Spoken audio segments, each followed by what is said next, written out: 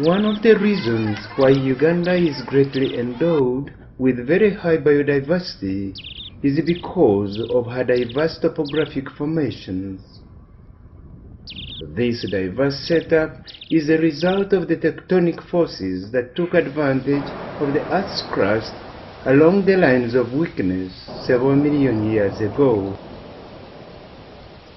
These forces gave rise to the formation of a diversity of features along the Western Rift Valley to the west of Uganda, commonly known as the Great Albertine Graben. Features like Mount Rwenzori, Lake Albert, and Edward formed as a result of uplifting and downwarping, while most of the features in the east and southwestern Uganda are as a result of the additional earth forces of volcanicity.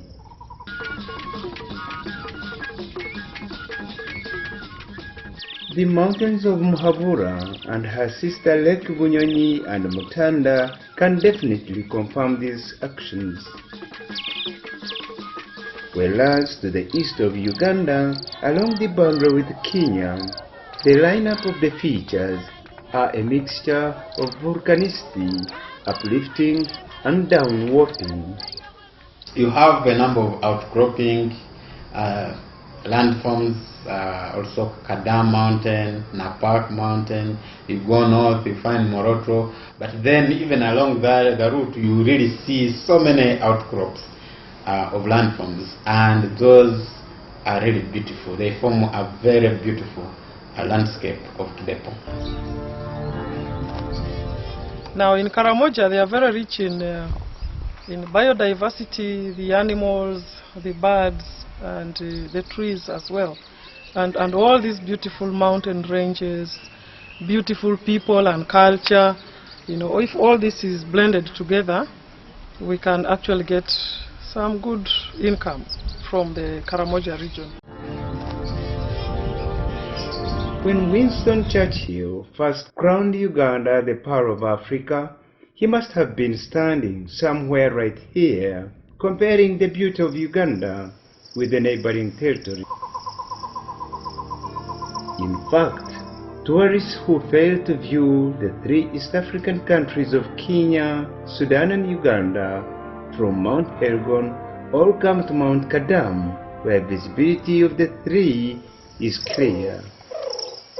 The reason why Uganda Wildlife Authority and the National Forestry Authority are seeking a joint management strategy for Mountain Kadam. Kadam is a very good place. What is it? It's like a mountain, and we want other tourists, especially around Nakapiripit. Kadam is found in the area of Nakapiripit, in the district of Nakapiripit, but found in Pianupe Wildlife Reserve. It is managed by NFA. When we develop this place for natural walks, climbing this Mount Kadam, if they do allow us, we can create small trails, like footpath trails, where the visitors can use and they climb up to Mount Kadam. The mountain ridges that shield Uganda from the eastern winds are located in Karamoja, stretching from Kalenga in the north through Mount Moroto and Kadam down to Nakapiripit in southern Karamoja. This is a belt of magnificent topography characterized with the low-lying plains of Pianupe, home to a diversity of animal and plant species. It is here the ostrich, the giraffe, and the mighty elephant are a common sight. We even have key species in that area which are unique to the Karamoja landscape, like the Greater Kudu, the Lesser Kudu, the Roan antelope, and the Bright Gazelle. Those are very unique to Kidepo, including the ostrich. Those are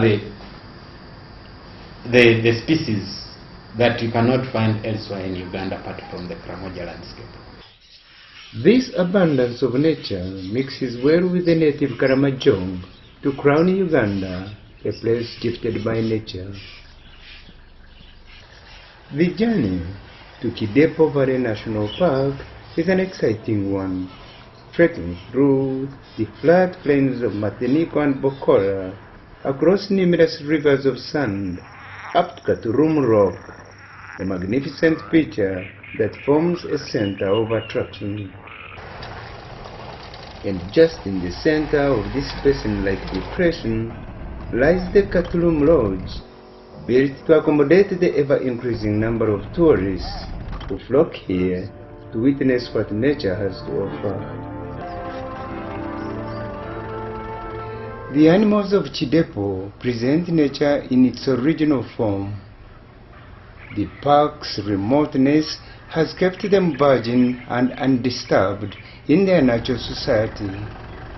In Kidepo, its tourism is so special and gifted by nature. Everything here has a distinctive smell of nature. The unique vegetation of Kidepo enables the visitor to view all creatures in every corner of the park. Kidepo presents one of the most beautiful landscapes you can find in Uganda. Right from River Creek, which separates the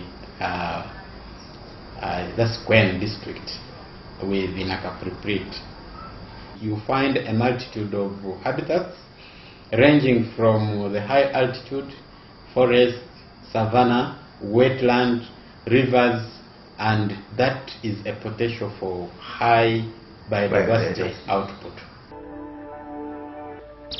It is here that schools of elephants and herds of buffaloes graze in the expanse of grasslands that characterize the Kidepo Valley.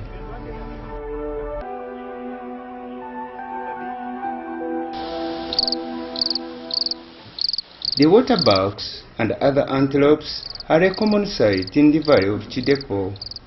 They mix well with the buffaloes to expose the ease of nature.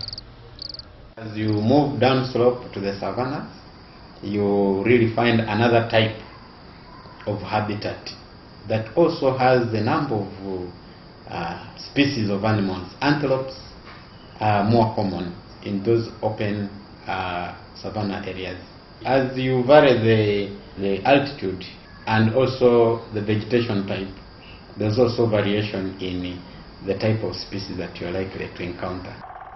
The pools of mud water sunk in the seasonal wetlands here offer bathing opportunities to the mighty giants of creation. The frequent bath in the mud helps them get rid of parasites like ticks and lice. In Kidepo Valley, birds are everywhere to supplement the efforts of bathing. Tick control is always done by these friends of nature, a coexistence.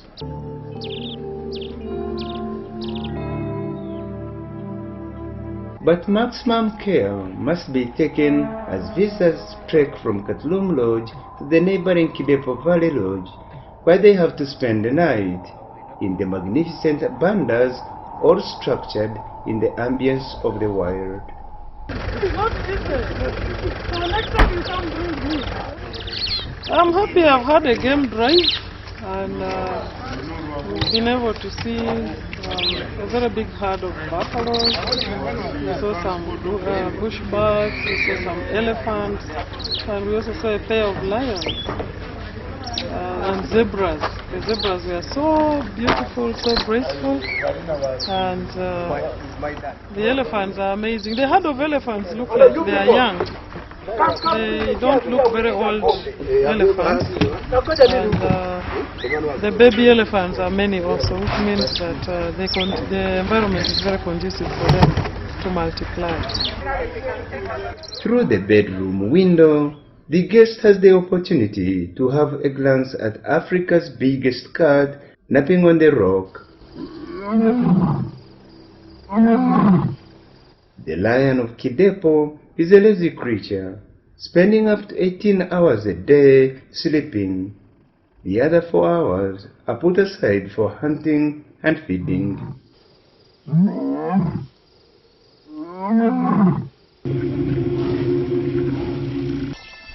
Kidepo Valley too is home to a diversity of plant species that include the popular sausage tree, dotted across the vast plains of Kidepo. Uganda. Go to the map of the world and look for Uganda. You will find the word Uganda cannot fit in the picture. So Uganda is small, but it has 86 species of amphibians, and that contributes 1.7% of all the amphibians in the world. When it comes to birds, in birds we are even far better, because we have 1,012 species of birds.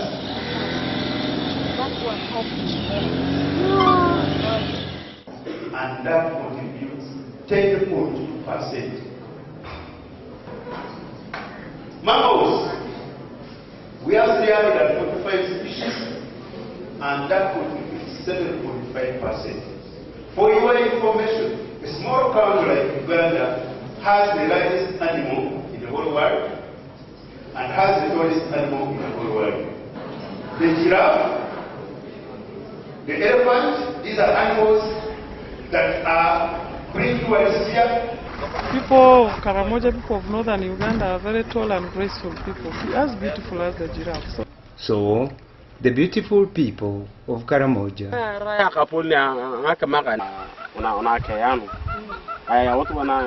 While in Karamoja, the visitor has the opportunity to interact with the local people, whose way of life is unequaled anywhere in the world.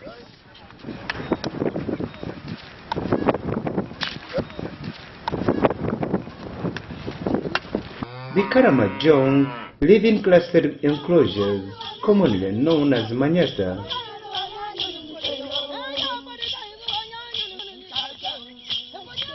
Cattle keeping is central to the life of the Karamojong. They extract cattle blood, which they mix with cassava and millet flour to make their delicious dish.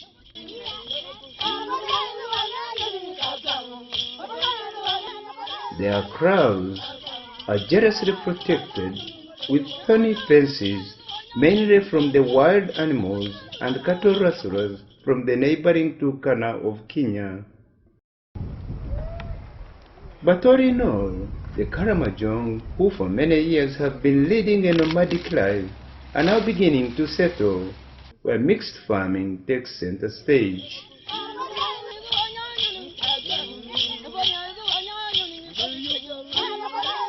All through we have moved, we have not seen any violence. We see very peaceful people around who are going about doing their usual activities.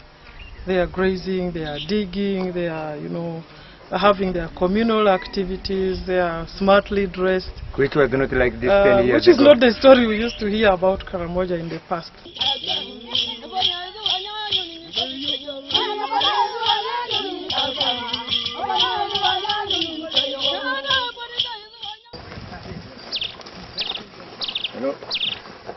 Karamoja too had for many years served as home to the white rhino, a wide-mouthed creature that has since gone to extinction.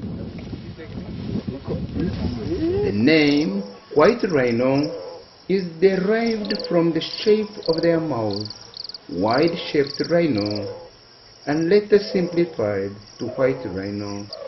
These are savanna grassland animals that are now restricted to zoos and sanctuaries in Uganda. In Uganda, attempts to breed and restore their glory has been attempted in the Ziwa Rhino Farm around the low-lying plains of Nakasongola. Our program here is just we are breeding rhinos, and we shall supply them, we shall take them to national parks. The rhino is being persecuted because of its horn. Yeah. We already have about 15 rhinos at Ziwa after the introduction program, and to date really we are very vigilant to see that we get more. However, the current species which is in Uganda is one which we call the out of range species, one which is not indigenous to Uganda.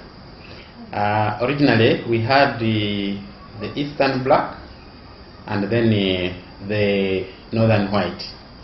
But these two species have already gone to extinction.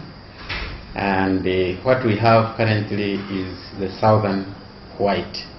And the reason we do that is at least to be seen to be proactive about the introduction of species of extinction. Although the current rhino breeding task in Uganda is yielding results, Makombo says we still have to trace the roots of the Uganda's endemic species. He says the remnants of Uganda's white rhino have been traced as far north as the Czech Republic in Eastern Europe. Just before extinction, we also had rhinos that were taken out of Uganda by the Czech Republic. And the Czech returned those to Kenya. They are actually in Kenya, the northern white. And so we are in negotiations. We want to see whether we can actually get some DNA, a kind of a hybrid of the white, the northern white, into Uganda. Otherwise, the white rhino is a friendly and gentle animal. Like a cow, they need to be fed, cared for, and caressed.